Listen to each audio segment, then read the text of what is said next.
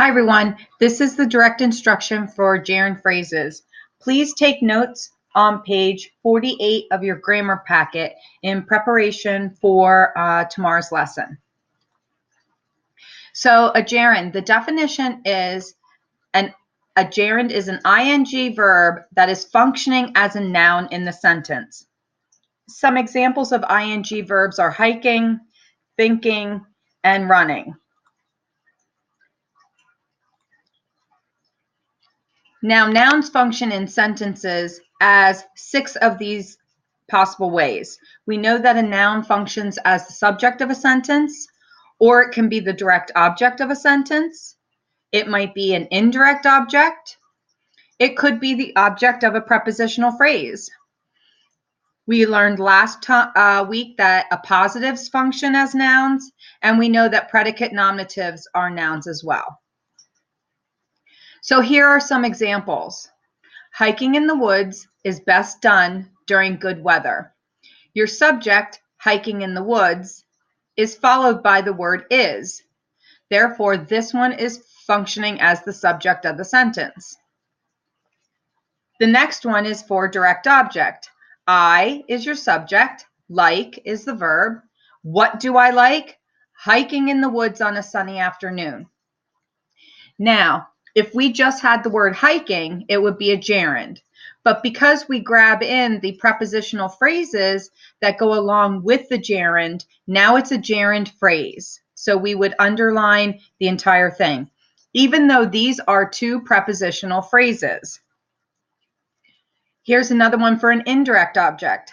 Loud, obnoxious people give cheering a bad name. So you could say loud, obnoxious people give a bad name to cheering. Therefore, we know that cheering is functioning as the indirect object of the word to. Then you have the sentence, my favorite hobby is painting portraits. So my favorite hobby is the subject, is the linking verb, painting portraits is the item. Now, when we have a subject plus a linking verb, the choices we have are predicate adjective and predicate nominative. But if we go back to our definition of what a gerund is, it is an ing verb that functions as a noun. So we know then that this can't be a predicate adjective in this sentence. It must be a predicate nominative. Some more examples.